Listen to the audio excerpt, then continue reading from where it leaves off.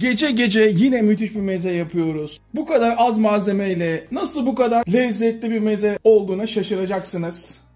Kurtuluş, Samatya'da hala yapılan ama günümüzde yapan çok az kaldı. Eski bir Rum mezesi. Saat gece 1 ve vampirin tarif defterinden dildiriyorum. Babam kurt adam, annem vampir, ben de kumpir. Gece gece müthiş bir meze yapıyoruz. Herkes işaret parmağını ölçü olarak alsın. Bir işaret parmağınızın tam ölçüsünde patlıcanı dilimliyoruz. Tam ölçüsünde patlıcanı dilimliyoruz. Sizden aynen bu şekil tacos patlıcanlar istiyorum.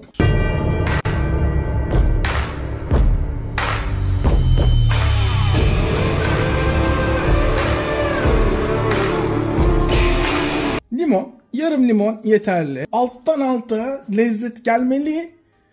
Fakat yiyenler bu ne diye sormalı. Sirke ama sadece elma sirkesi kullanın. Diğerleri çok baskın oluyor. Birebir eski ustaların tarifiyle yapıyoruz.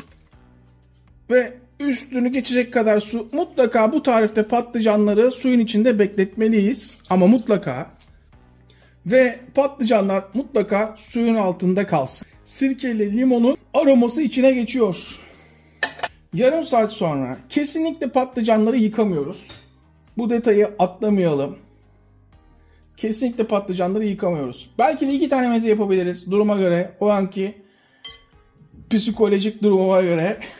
Saat 3.30'da Kolombiya Ligi'nden Nacional maçı var. Bu arada merak edenler için Nacional ilk yarı yener oynadık. Saat 3.30'da Kolombiya Ligi, merak edenler bakabilir. Kullanabildiğiniz kadar bol yağda. Bir bakalım yağ ısınmış mı? Isınmış. Şimdi buradaki en önemli nokta tarifteki. Daha doğrusu en önemli noktadan bir tanesi patlıcanın mutlaka kupkuru olması. Kurulayıp içine atıyorum. Kurulayıp içine atıyorum. Ve tamamen suyunu kurula ve yağın içine.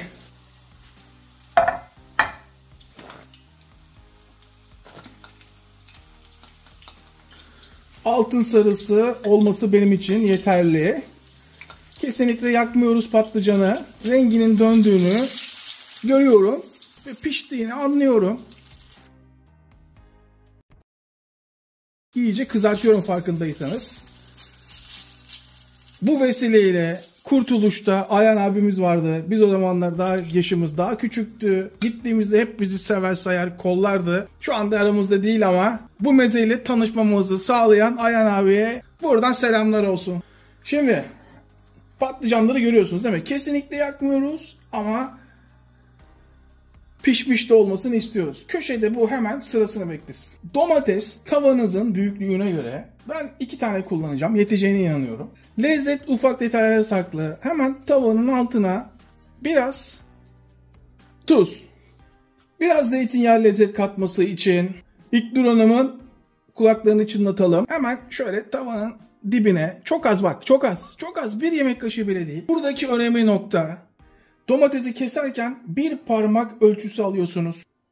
Çok ince olmamalı, çok da kalın olmamalı. Çok ince olmamalı. Dikkat. Sizden istediğim bu. Bir kez daha söylüyorum. 1 parmak kalınlığı. Koray, bu kadar önemli mi? Çok önemli. Lezzet ufak detaylarda saklı. Patlıcan mezelerinin gralını yapıyoruz. Gralını. İşte bu. Salla. Ne geldi? Düşeş. Ne kadar çok sarımsak kullanırsanız o kadar lezzetli olur. Çok fazla sarımsak kullanmalısınız. Ama biz kullanamıyoruz. Neden? Çünkü fakir kanalız. Sarımsağımız yok. Saat gece 3. Pardon 2 şu anda. Bulma şansımız da yok. Sıra geldi baharatlarına. Mutlaka şeker. Ama hepsinin üstüne dağıtalım. Bakın iyice şekerledim, görüyor musunuz? İyice. Ama 1 çay kaşığı bile değil. Üstüne tuz. Üstüne tuz. Karabiber. Evet. Olmazsa olmaz kırmızı toz biber. 1 çay kaşığı kullanacağız. Parça parça alıyorum ki hepsinin üstüne gelsin diye. Normalde 1 çay kaşığı. Hadi bilemediniz en fazla 1,5 çay kaşığı. Evet. Mutlaka sirke. Ya Koray, ben sirke sevmiyorum. Ben de sirke çok sevmem. Ama mutlaka sirke. Ne kadar? 2 yemek kaşığı kadar. Elma sirkesi. Mutlaka elma sirkesi. Üzüm sirkesi seven koyabilir. Ama ağır olur. Kaliteli bir zeytinyağı. Hatta şöyle parmağımızı kapatalım ki fazla olmasın. Fazla istemiyorum. Şöyle 2 yemek kaşığı kadar gibi düşünebilirsiniz. En yüksek ısıda şu anda tavayı domateslerle birlikte ısıtıyorum. En yüksek ısıdayız şu anda, dikkat edin. Kaynamaya başladığı anda, bakın hiç su koymadım, dikkat edin. Altını kısıyorum. Altını kıstıktan sonra kapağını kapatıyorum. 20 dakikadır kısık ateşte pişiyor. Şöyle beraber açalım. Domatesleri neden büyük kestiğimizin farkına vardınız mı? Hiçbir bozulma yok formunda, farkındaysanız. Suyuna bakalım.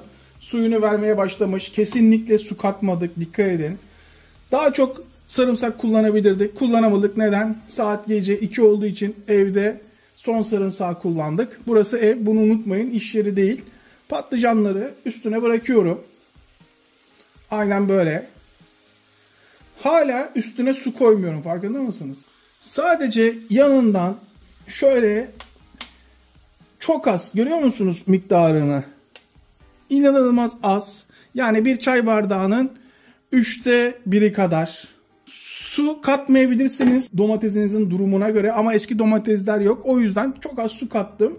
Yemek yapmıyoruz. O yüzden suyumuzu az kattık. Altı kısıkta. Belki de tarifin en önemli yerine geldik. Murat Kolbaşı. Murat Kolbaşı beni bulsun. Gerçi hadi küçük bir itiraf. Murat Kolbaşı beni buldu, bizi buldu zaten. Ama benim istediğim şekilde olmadı. Ama şunu söyleyebilirim. Kendisinin hediyesi. Çok fazla açılmayalım ama. Teşekkür ediyoruz delikanlı Murat Kolbaşı'na. Benim dediğime doğru biraz gelse müthiş olacak. Burası mutfak. Bu arada neden köpüksüz diyenler olabilir. Yemeği yaparken orada biraz kahve bekliyor. O yüzden köpüğünü kaybediyor. Taş atmayalım. Tarifi olana kadar 15-20 dakika bekliyoruz. 15-20 dakikadır pişiyor. Kapağını beraber açalım. Artık altını kapatabiliriz. Bir kontrolümüzü yapalım. Bakın çatal zaten yani bıraktığım anda giriyor. Ama buradaki önemli nokta, bakın doğru pişirdiğimizi anlamak için. Görüyor musunuz? Hiç dağılmıyor. Farkında mısınız? Dağılmıyor. Önemli olan bu. Şöyle bakalım. Evet. Hiç dağılmıyor. Şimdi esasında orijinal meze yapmıyorum, tamam mı? Bir tane malzememiz var diye aradan bir meze çıkartacağım. Şunu da alalım. Evet. Sizden istediğim, sıcak yalnız dikkatli olun, küp küp doğramanız, dağıtmadan.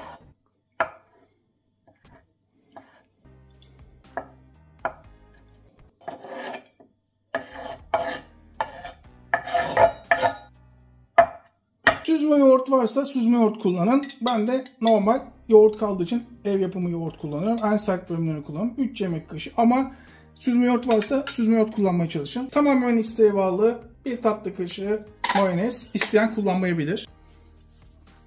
Tuz. Ve karıştır.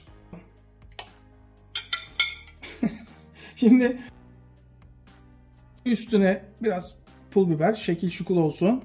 İşte bu. Evet, eldeki imkanı kullanarak lezzetli, masaya götürdüğünüz zaman ya bunu nasıl yaptın diye soracağı herkesin bir meze. Ama gerçek mezemiz bu değil. Bak şimdi normal gerçek mezeye geçiyoruz şimdi, tamam mı? İmkanınız varsa üstüne frank soğanı veya taze soğan, eğer imkanınız varsa. Nasıl gözüküyor?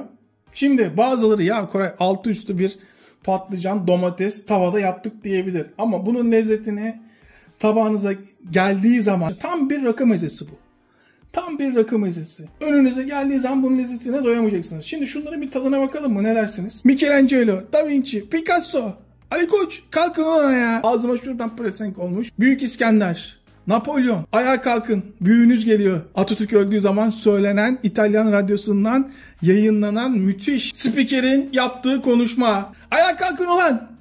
Ustanız geliyor, büyüğünüz geliyor. Evet. Şunun bir tadına bakalım. Şunun bir tadına bakalım artık. Sarımsağı ile birlikte kolayca çatal yardımıyla kesiliyor. Evet. Açın ağzınızı. Şunun bir tadına bakalım hep beraber. Burası müthiş kokuyor. Ne varsa eskilerde var. Yalnız şansıma patlıcan inanılmaz lezzetliymiş.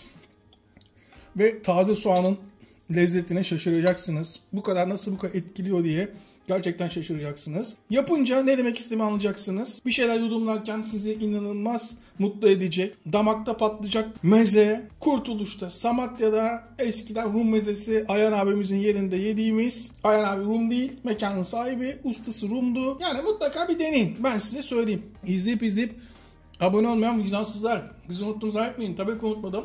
Zeki Müren yanılmış olamaz. Hepimiz yerine sağlık. Tekrardan herkese selamlar.